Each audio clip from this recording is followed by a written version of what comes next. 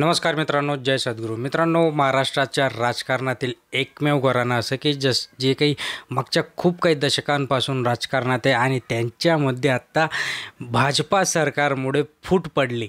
कारण होतं फक्त सत्ता आणि सत्तेसाठी ही जी काही फूट पाडण्यात आली, मतभेद निर्माण झाले. त्या मतभेदांवरून आता भविष्यात जी काही तिसरी पिढी येते त्या तिसरी पिढींमध्ये कसं काय वातावरण असणार आहे आणि त्यांचा एकोपा होणार आहे का, किंवा काका विरुद्ध कोणत्या पुतण्याला आता इथे उभं करण्यात येणार आहे, ते आजच्या या व्हिडिओच्या माध्यमातून आपण जाणून घेणार आहोत. त्यामुळे शेवटपर्यंत बघा, कुठे स्किप करू नका. महत्त्वाची माहिती आपण नेहमीच देत असतो. तर ज्याप्रमाणे आपण म्हटलं की महाराष्ट्राच्या राजकारणात पवार कुटुंबाला आणि बारामतीला शहराला एक वेगळं स्थान आहे. कारण ही दोन्ही नावे गेली 50 दशके या ना त्या कारणाने सातत्याने राजकीय आखाड्यामध्ये चर्चेत राहिली आहेत. राष्ट्रवादी काँग्रेस पक्षामध्ये फूट पडल्यानंतर लोकसभा निवडणुकीमध्ये बारामती मतदारसंघामध्ये पवार विरुद्ध पवार अशी जी काही लढत पहिल्यांदाच आपल्याला पाहायला मिळाली. तर यामध्ये राष्ट्रवादी काँग्रेस शरद पवार गटाच्या उमेदवार सुनेत्रा पवार यांनी अजित पवार गटाच्या नेतृत्वाखाली असलेल्या म्हणजेच त्यांच्या पत्नी सुनेत्रा पवार यांचा पराभव करण्यात यश त्यांना आलेलं आहे. खरं तर दोन्हीही उमेदवार एकाच कुटुंबातील होते, त्यामुळे चर्चा तर होणारच होती.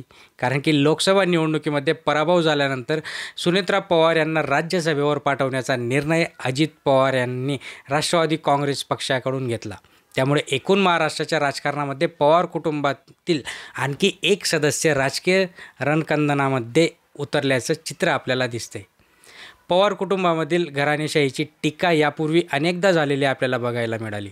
स्वतः शरद पवार सध्या राज्यसभेवर खासदार आहेत. त्यांच्या कन्या सुप्रिया सुळे पुन्हा एकदा लोकसभेमध्ये निवडून गेल्या. शरद पवार यांचे पुतणे अजित पवार आणि नातू रोहित पवार महाराष्ट्राच्या विधानसभेमध्ये आमदार आहेत. त्यातील अजित पवार उपमुख्यमंत्री पदावर आहेत. अशातच आता सुनेत्रा पवार यांनी देखील राज्यसभेमध्ये प्रवेश करणार असल्यामुळे शरद पवार गटाकडला आणखी एक मोठा धसका बसणार असल्याचे चिन्ह इथे आपल्याला बघायला मिळते. कारण की एक पावर अजित पवार गटाची वाढलेली आहे. शरद पवार यांच्या आई शारदा या शेतकरी कामगार पक्षाच्या सक्रिय कार्यकर्त्या होत्या. त्यामुळे आपल्या आईकडून सक्रिय राजकारणाचे धडे शरद पवार यांनी अगदी लहानपणापासूनच मिळवले होते. घरी असे राजकीय वातावरण असल्यामुळे शरद पवार यांनी जडणघडण त्या दृष्टीने आपोआपच होत गेली होती. राजकारणातील पवार कुटुंबाची दुसरी फळी एकमेकांसोबत एकनिष्ठ राहिली असली तरी तिसऱ्या फळीमध्ये मात्र मतभेद दिसून येत आहेत. शरद पवार यांचे बंधू अनंतराव पवार यांचे सुपुत्र अजित पवार आणि शरद पवार यांच्या नेतृत्वातील 2 राष्ट्रवादी काँग्रेस पक्ष तयार झाले आहेत. 1991 पासून महाराष्ट्राच्या राजकारणात उतरलेले अजित पवार हे 1999 पासून बराच काळ उपमुख्यमंत्री पदावर राहिले आहेत. वयाच्या 40पासून राज्याच्या राजकारणामध्ये उपमुख्यमंत्री म्हणून राहिलेल्या अजित पवार यांनी सिंचन, ग्रामीण विकास, जलसंपदा आणि वित्त यांसारखी खाती सांभाळली आहेत. त्यामुळे बारामती आणि राज्याच्या राजकारणामध्ये अजित पवार यांचा वाटा हा खूप काही खारीचा असल्याचं इथे दिसतं आणि त्यांचं जे काही नेतृत्व होतं ते खूप काही प्रभावी देखील हे राहिलेलं आहे आत्तापर्यंत. तर शरद पवार यांच्या कन्या सुप्रिया सुळे यांच्या राजकारणात प्रवेश होईपर्यंत अजित पवार हेच शरद पवार यांचे राजकीय वारस असतील असे मानले जात होते.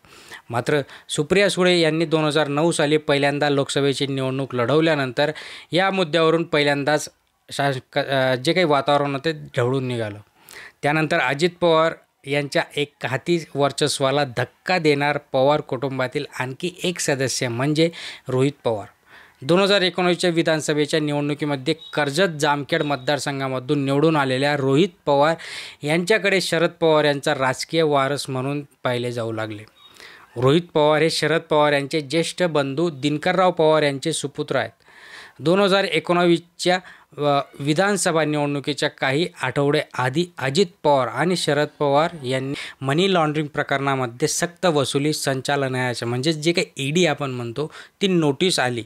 त्यानंतर अजित पवार यांनी आमदारकीचा राजीनामा देत काही काळ अज्ञातवासात जाणे पसंत केले होते. म्हणजे कुठे मीडियासमोर आले नाही, काही केलं नाही, काहीही नाही. 2019च्या लोकसभा निवडणुकीमध्ये मावळ लोकसभा मतदारसंघातून आपल्या मुलाला म्हणजेच पार्थ पवार यांना उमेदवारी दिली जावी असा अजित पवार यांचा आग्रह होता. मात्र या आग्रहानंतर शरद पवार यांनी स्वतः लोकसभा निवडणूक लढवण्याचा निर्णय मागे घेतला होता. त्यामुळे मावळ मतदारसंघामध्ये उमेदवारी मिळालेला पार्थ पवार यांचा पराभव झाला होता. इथून खऱ्या अर्थाने अजित पवार आणि शरद पवार यांचे संबंध ताणले गेल्याचे दिसते. असं म्हटलं जातं की 2019 सालीही अजित पवार यांनी धक्कातंत्राचा वापर करत देवेंद्र फडणवीस यांच्यासमवेत उपमुख्यमंत्रीपदाची शपथ घेतली होती. आठवतं ना ते सकाळचा शपथविधी ते. तर देवेंद्र फडणवीस यांच्या नेतृत्वातील हे सरकार अगदी काही दिवसच टिकले आणि आपल्या पुतण्याला पुन्हा स्वगृही आणण्याचा शरद पवार हे यशस्वी ठरले होते. त्यानंतर निर्माण झालेल्या अभूतपूर्व परिस्थितीमध्ये महाराष्ट्रात शिवसेना, राष्ट्रवादी काँग्रेस असे एक आणि काँग्रेसचे महाविकास आघाडी सरकार सत्तेवर आलं. शिवसेनेमधून एकनाथ शिंदे यांनी बंडखोरी केल्यानंतर राष्ट्रवादी काँग्रेसमध्येही तोच प्रकार घडलेला पाहायला आपल्याला मिळाला. जे काही आमदार फुटले. तर 2 जुलै 2023 रोजी अजित पवार यांनी पक्षातील बहुतांश आमदारांना सोबत घेऊन भाजप समवेत हातमिळवणी केली.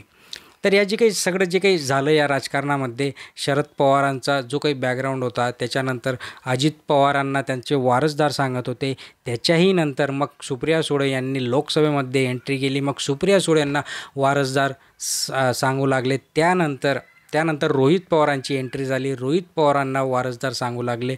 हा जो सगळा खेळ आहे राष्ट्रवादी काँग्रेस पक्षाचा, हा फक्त गादीवरून आहे, वारसा हक्कावरून आहे. जो काही पक्ष आहे त्या पक्षाचा वारसदार कोण असणार आहे, मेन कोण असणार, त्यावरूनच हा वादंग आहे. आणि आता भविष्यात अजित पवारांसमोर जे काही प्रचारादरम्यान आलेले होते पवार, छोटे पवार ज्यांना म्हटलं जातं, ते त्यांच्या विरोधात उभे राहतात का, या सगळ्या गोष्टी आता रंजक असणार आहे. त्यामुळे बघूया पुढे काय होणार आहे. त्यासाठी चॅनलला सबस्क्राईब करून ठेवा, लाईक करा, शेअर करा. धन्यवाद.